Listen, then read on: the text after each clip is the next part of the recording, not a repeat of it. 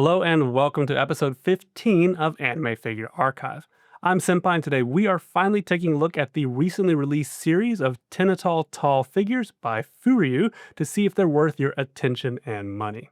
As you can see, we have two figures today to look at from this brand. We have Alya and Kurumi Tokisaki. We're going to talk about Tenitol and the Tenitol Tall brand, look at each of these individually so you can skip ahead to whichever one you want to see, and then I'll give you my aggregate conclusion on the brand as a whole. Now, I'm very excited to finally be getting around to reviewing this series. The first wave of these figures started coming out in May of 2025, and almost all of them are bikini themed.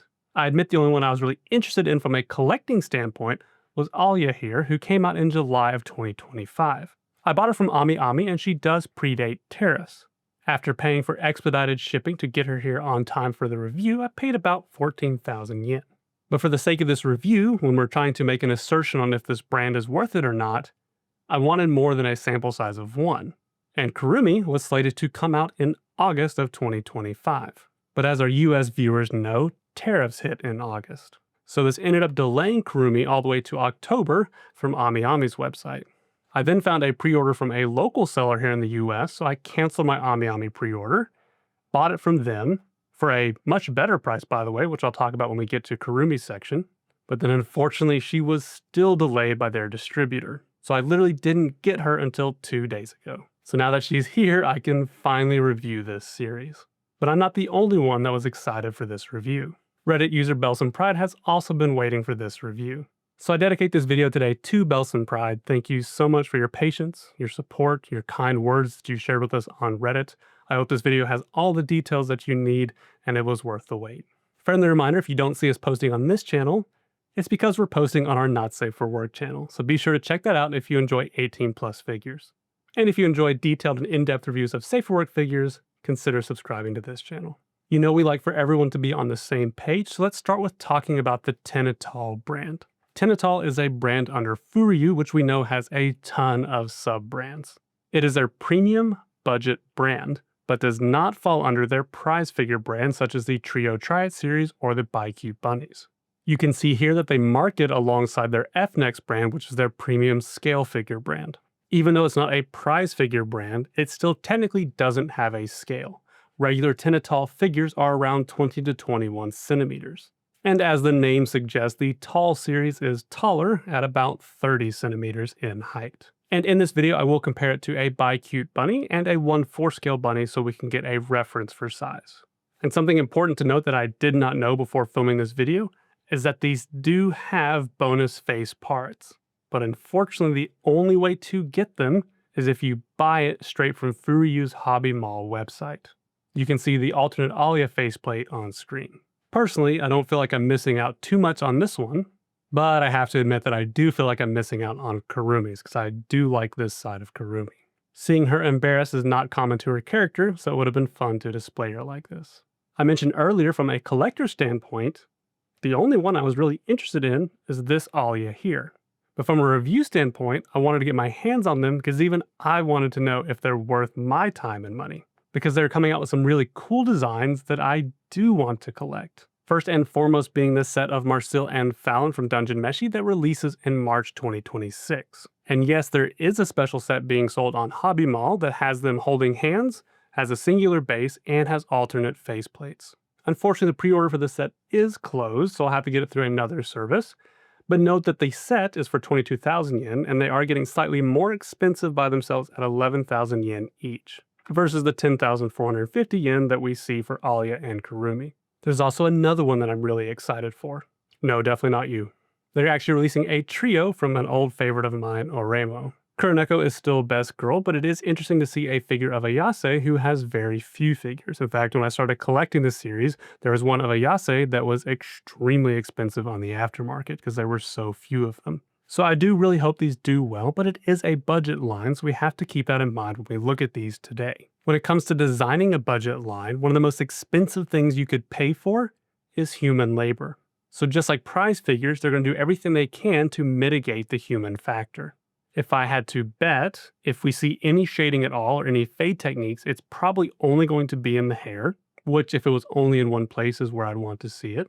And just like in prize figures, I would bet that all the colors we see in the outfits are going to be separate individual parts that could be painted off the figure and then reassembled. This helps prevent paint from going out of the line so it can give us a cleaner look overall, and prevents having to pay a human to go back and necessarily do certain details.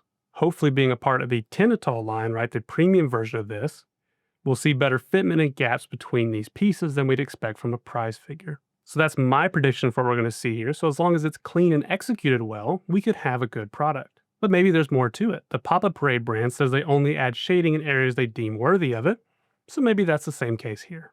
And there's only one way to find out. This is Alya from Alya Sometimes Hides Her Feelings in Russian, and if you follow this character, you may know that this is one of the first non-prize figures available of this character, which is why I was interested in it. Plus, it's hard to say no to a bikini and cat ears. She had an MSRP of 10,450 yen, and we can see on AmiAmi she has gone up a little bit in price on the aftermarket, but this version does include the alternate faceplate. I think it's worth noting here that if you're someone that likes to wait for discounts or want something to bin, if they don't sell out, they do seem to be dropping in price. The Lisa is literally half price for 5,225 yen, and we can already see steep discounts on Shaltir and Albedo. These three were part of the batch that were released in May. Now here's your first look at the full box, and I do have dimensions down in the corner. And I do want to show you the inner packaging here. We can see the figure itself is fully assembled. It's not like a bi-cute bunny that might come in half. We can see that there's actually a gap for the alternate faceplate if it were to come with it. And we can see that she's not attached to the stand. And here's a first look at the figure itself.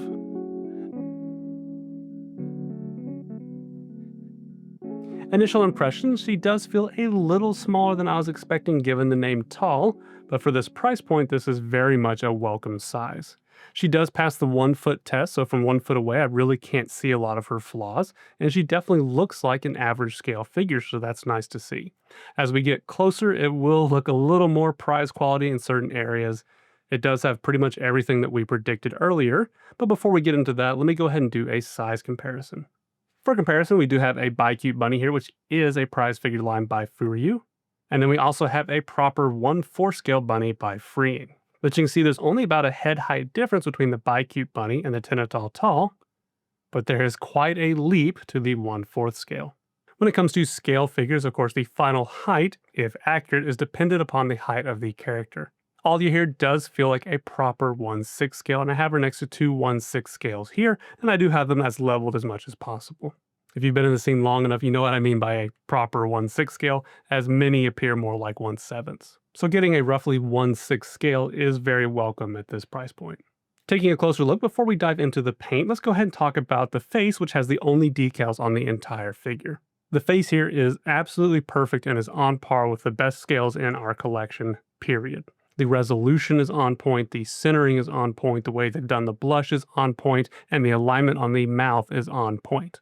This looks absolutely fantastic, and this is the reason I bought this figure. The animation in the show itself is exceptional. It does a great job of highlighting the beauty of the character's eyes, and this figure captures it perfectly. On our in-depth reviews, I would have no problem giving this a 10 out of 10. When we take a step back and look at the paint and the execution of the modeling, that's where we start to see this being a budget-level figure. As predicted, the hair is the only place that has any semblance of shading. And even then, it's just the popular fade technique we see in many figures. They use a translucent piece of plastic, and then they airbrush the actual base color over top and fade it at the tips. This gives it a sense of depth as you move up. Outside of the hair, everything else is most certainly painted individually and brought back to the figure. There's only one area that feels like it might be hand painted, and it's on the tip of her tail, which I will show you later. Outside of that, that's really the only thing special about the paint itself. And what you're going to see as we move through this figure, it feels like they tried, but almost on every single little piece, there's just something about it that keeps it from being perfect. I would expect a scale version of this figure to just be a cleaner example of everything and then additional shading added to the clothing. Starting with the hair, the front of it looks fine. The paint is just a little heavy-handed, and what you'll see is little areas that the sheen is slightly different, it's a little more rough in some spots, and occasionally you'll see like a little spot of debris. Now, it's when we get around to the back that everything looks fine, until suddenly it doesn't. Sculpt-wise, there's a lot of modeling detail here. I love the way they've pulled the hair over into her bow tie, and as we go down, there's plenty of adequate detailing. But then all of a sudden we get to like a piece of flashing like we see down here. Where did this come from? Why is that here? Like all of a sudden there's just an egregious error, and that's a theme that we see throughout the entire figure. Same on this side of the head. There's a little less modeling going on here where it flattens out, but there's just this part line that moves all the way from the top around the ear and down here. Same thing is true for the top of the head, where suddenly we see flashing in part lines. Same with the ear. It looks fine until it doesn't. You can see here that a lot of the paint got chipped and damaged probably somewhere during the assembly process. When it comes to the fur and floof of her bikini, this is a pretty common interpretation in terms of the sculpt. Freeing bunny tails are all over the place. Some look just like this, others have a lot of sharp detailing. But I do think this is passable for what it represents, but once again, we just have a part line down the middle. Something prize figures have almost always done well is the level of knit detail when it comes to certain fabrics. Her sleeves here look excellent. And it's nice to note that we do have glossy painted fingernails. When it comes to the frill of her bikini bottom, we're just back to it being poorly executed again. We can see lots of flashing, and even over here on the end, it's almost like it had excess paint that just kind of peeled off and is lying there at the bottom. This is a stark contrast from how well executed her sleeves are. For her tail, we see less modeling, but I think it's perfectly adequate for what it is. The tip of the tail is one of the areas I do think had to be hand painted to get those details in. But then all of a sudden up here, we see a random scuff. Frills of her bikini top once again flashing all down the edge. The dots here in the middle appear to be machine painted and do look really good. Her buttons here in the middle are machine painted and do look very clean. The straps are not added back in, but they are modeled into her body and machine painted, but only on the top. So from some angles it does look very goofy, as she does have a ridge of skin. Culture-wise, this is my favorite angle to view the figure of, as she is showing off to you, but at the same time coy about it. It does fit her Soon personality. For her skin, it is smooth overall, and the finish is more or less consistent. But once again, execution-wise, we see a part line from the top of her ass all the way down to her ankle. When it comes down to her feet, not much to say here other than the floofs are clean this time, and the shoes do look good other than some scuffs on the side. So looking at the figure as a whole, when it comes to the paint, it's pretty much exactly what we expected it to be. The decals of her face, perfect. Scale quality, absolutely love that. But when it comes to the paint, there's nothing impressive about it, right? It only has one fade, and that's going to be in her hair. Even then, we see little nicks here and there and scuffs on the paint for some reason. It is not quite prize figure quality, so it is a step up from that, but of course it's not your average scale, so I'm going to give it a 2 out of 5. When it comes to the sculpt, I think the 3D design is excellent. She looks like Alya to me, which so far seems to be hard to do with her character. I think they captured her sheepishness very well. But when it comes to the execution of the modeling, that's where we start to see issues again. You might have noticed I didn't point out any gaps or seams, so the fitment of the pieces are excellent. That's hard even for some scales to do. The weave of her sweater looks fantastic. But then we're back to most every area just having little bits of flashing here and there. This is stuff that wouldn't be acceptable on your average scale figure. But it's most certainly not as bad as a prize figure. But as good as the design of the sculpt is, I can't say the figure meets average scale quality, so once again, I'll give it a 2 out of 5. Base, super simple. I'm happy that it's not just a gloss white. I would have assumed that's exactly what it would have been. I do appreciate the color here. Pink is nowhere on this figure, but at the same time, it's a great accent color to the palette that we see. I would always prefer it had more sense of purpose, like maybe it had her name, some kind of graphic, maybe the logo of the show. Or at least maybe put some geometry on the edges, make it just a little more distinct or different. I can say that she is very stable though, which I can appreciate, so it does a good job of being a base. As basic as it is, there are some bases that aren't good bases, right? They wobble, they look terrible. At least this one is clean, and although I think 2 is a little too high, I don't think it's deserving of a 1, so I'll just give it a 2 out of 5 for base. Artistry, to me, this is Alya, and we've taken her out of her comfort zone ride and put her in a situation that we probably wouldn't find her in the show. But that's one of the fun things about anime figures, right? You can see them in different scenarios that you otherwise wouldn't see maybe in lore. And even though she's in this outfit we see here, I do think it is how she would react to being in it, so it does feel like her. Even though it's just a bikini figure, I think they did a good job of making it interesting. There's really no reason to have the fuzzy sweater, but I think it looks great on her. But it adds that sense and feel of her being an animal, so I do think that it's fitting. And at the end of the day, I do feel like this is one of the more interesting and better figures of her, at least right now on the market. So I'm willing to give it a 4 out of 5 for simply being adorable and representative of the character. The value discussion is a little more nuanced, and I think how you view it really is going to be how you are personally as a collector. The Tenitol Tall series really does compete in the space of the Papa Parade L's. Magia Baser here has an MSRP of 8,800 yen, so roughly 1,500 yen less. But we can see a stark difference in size, or at least in terms of presence, I think you get the value out of the Tall series. But when it comes to paint and execution, the Pop-Up Parade L really excels in this area. And the Pop-Up Parade L is an excellent value for what you get. Now, both of these are popular Japanese IPs from popular Japanese companies. And I think relative to each other, based on what you get from one versus the other, they're priced at about the right point in comparison to each other. If you are a value-oriented collector and the majority of your stuff is prize figures, and within those prize figures, right, you're trying to pay closer to MSRP of getting them for around $20, $25 each, the $80-ish to $90 price tag, depending on where you source this, is going to make a difference in how you view this. Now, I will go ahead and say that I got Kurumi for only $72 locally to the US. Much stronger value proposition. I did pay closer to $90 for Alya, but that was with slightly faster shipping, but also pre-tariffs. Keeping in mind value only, of course we have to show you one of our favorite companies, Bear Panda, where Konata here released at 9,900 yen, so cheaper than the Tenitol Tall here at 10,450.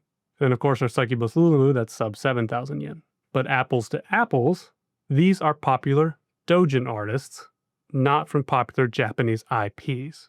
There's going to be a difference in the licensing costs. Focusing back on Alya, being a Japanese IP from a Japanese company, in my opinion, the 10,450 yen price tag is exactly what it's worth. I think that price is completely on point for what this is based on the competition and based on what I see here.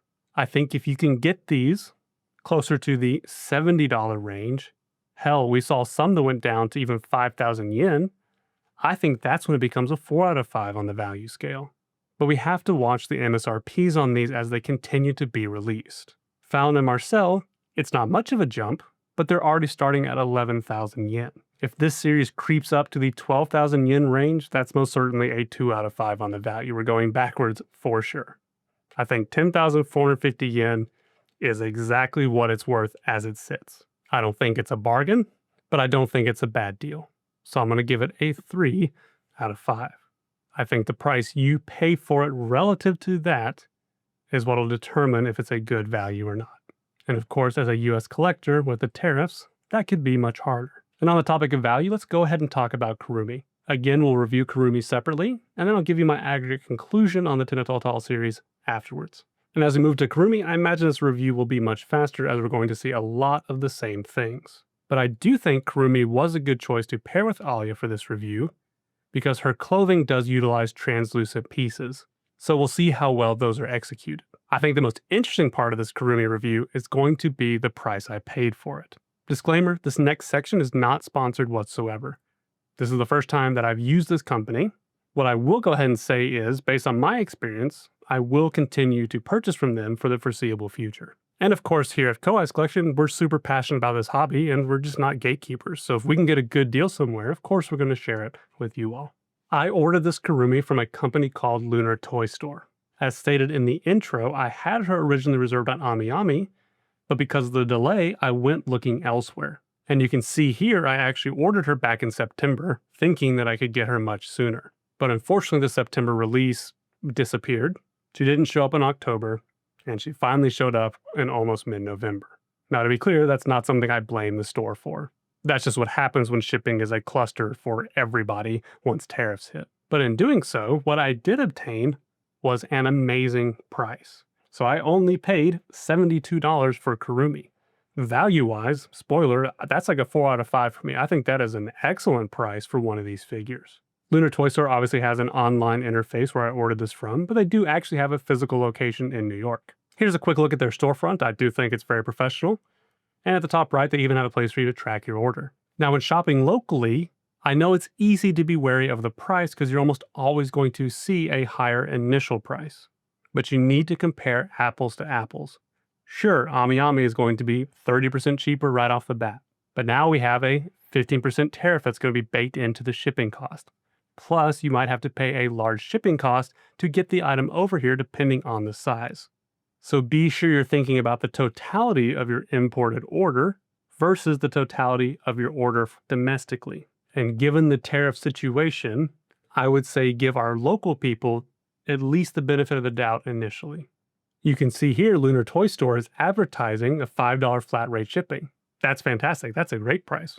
And that's easy for us to compute. Now they're based in New York. I'm outside of New York, but they didn't charge me any sales tax. If you're from New York, I'm sure they're going to charge you the local tax. But these might be one of the websites that if your state doesn't force it, they're not going to charge you tax. But be sure to go through the ordering process to see if they're going to charge you tax or not. Now their search engine, not so good. If I type in Tenitol Tall, you can see that the 5th result is a Tenitol Tall, and it's full of a bunch of stuff that doesn't have Tenitol Tall in the name. Sagiri here is a great example for us to look at though. You can see here on Lunar Toy Store, her pre-order price is $82.99 with $5 flat rate shipping. I know if I'm going to buy this, I'm not going to get charged tax.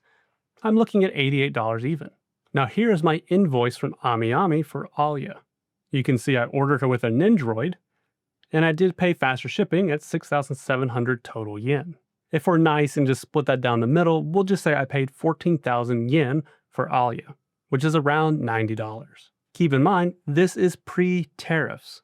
So if you're buying it now in the US, you're going to have a 15% tariff added to that shipping cost. So now, if I bought the same shipping, I'd be around $105 for Alya, or if I got slower shipping, at best, I would be at this same price we're seeing here at around 14,000 yen, once again, around $90.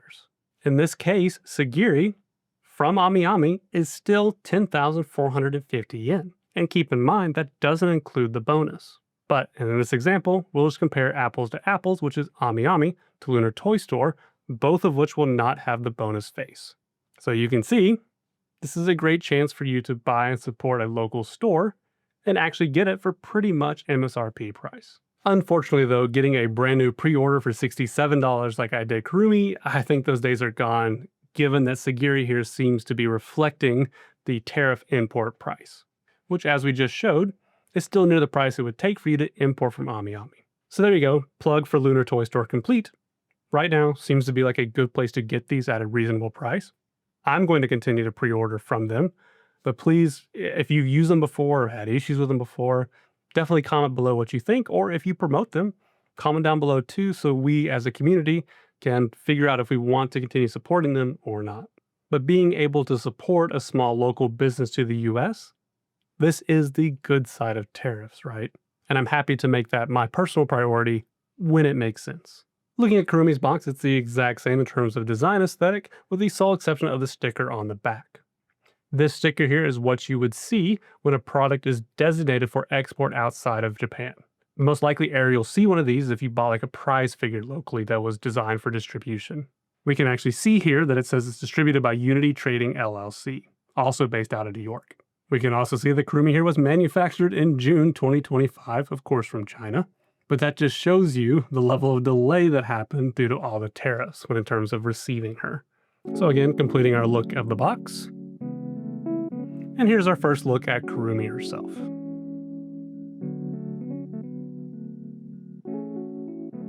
Initial impressions, Kurumi's design is significantly more simplistic than what we see on Alya.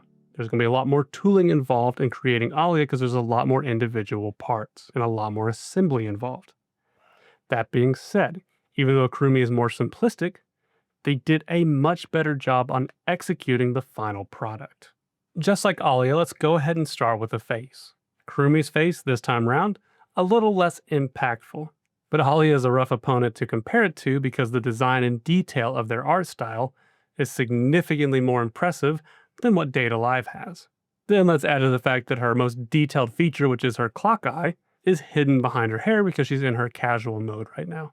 But once again, what I can say is that the execution of it is scale quality. Everything is aligned really well. The resolution of the graphics is excellent. And look how good the paint job is on the mouth. The alignment of the teeth, super impressive. Her tongue is painted a separate color from the walls of her mouth. And there's a nice kind of outlining of the red that you would see from the inside of her mouth. So once again, I stand to be very impressed with the execution of the face. Let's back out and go ahead and talk about paint. We do see more technique going on with Kurumi, even though the design is more simplistic.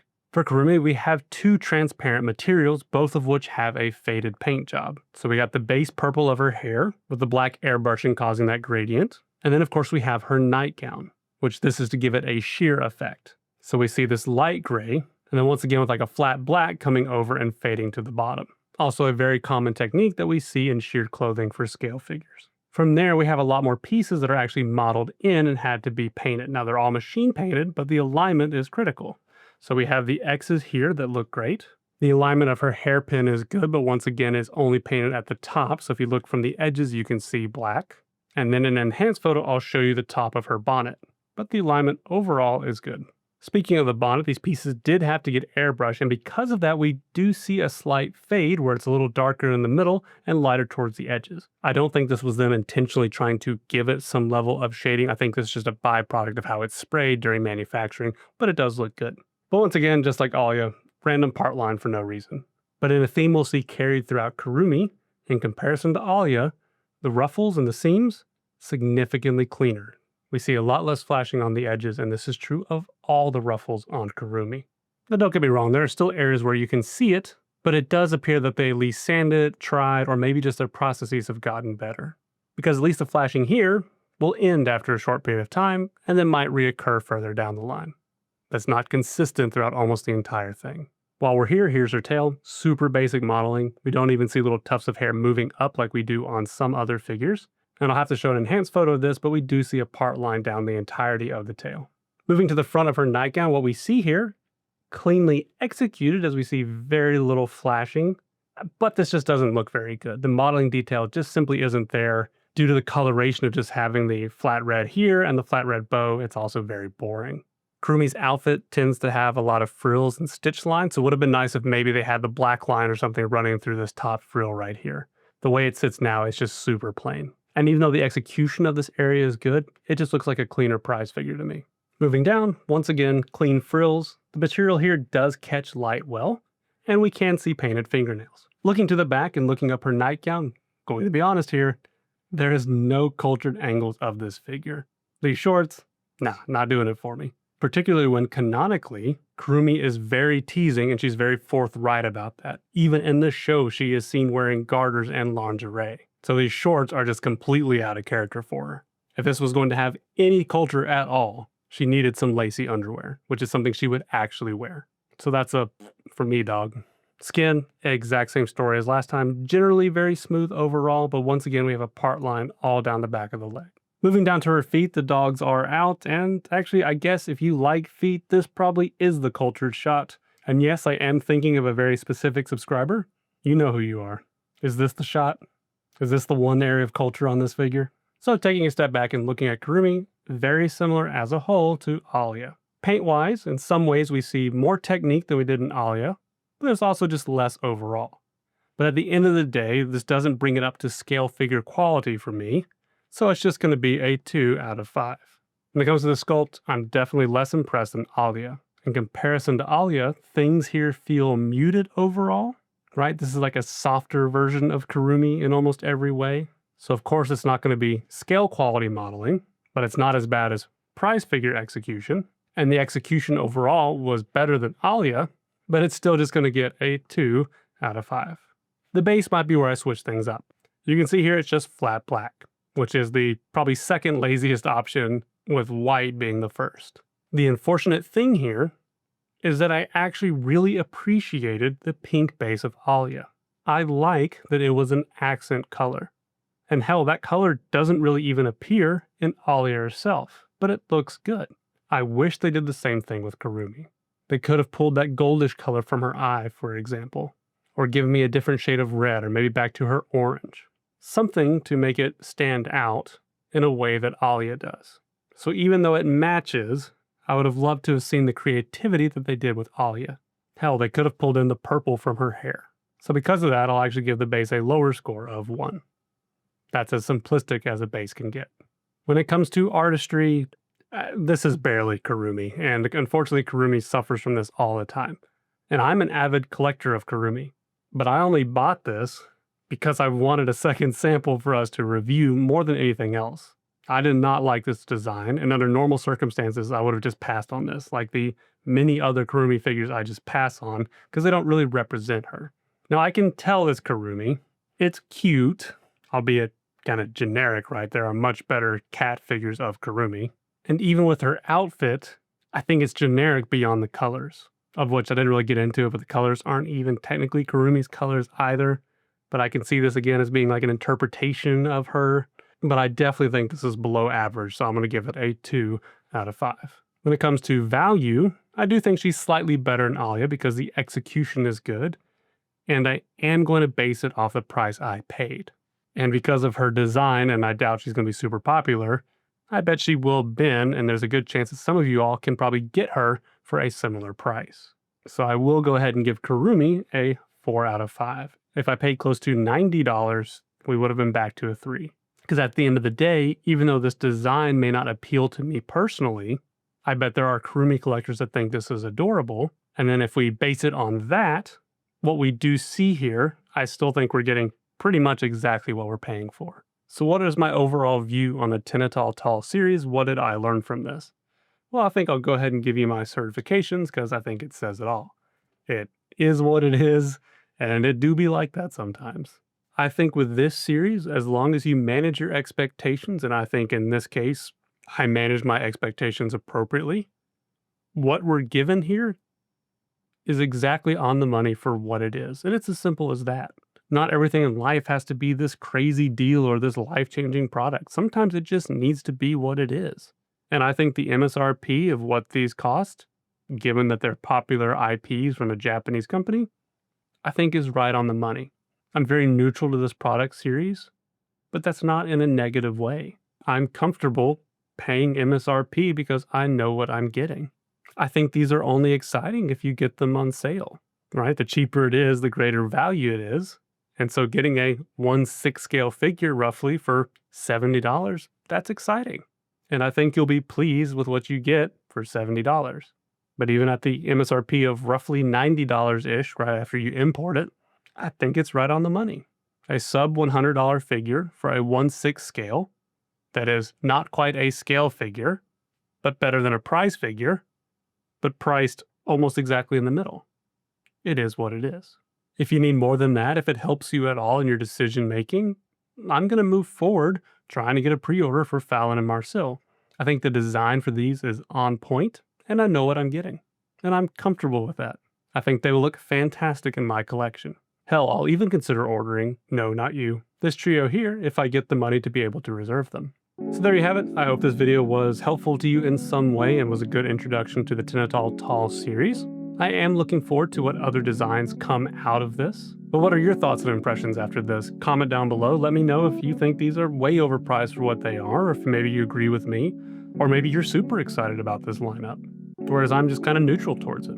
Anyways, it does feel good to be back making AFAs. Reminder, when we hit episode 25, we'll be taking a look at my 1/2.5 scale Kiryu no Kosaka, which is pretty apropos given that Oremo is coming to the Tenitol Tall series. Appreciate you all watching. I'm Senpai. Take care.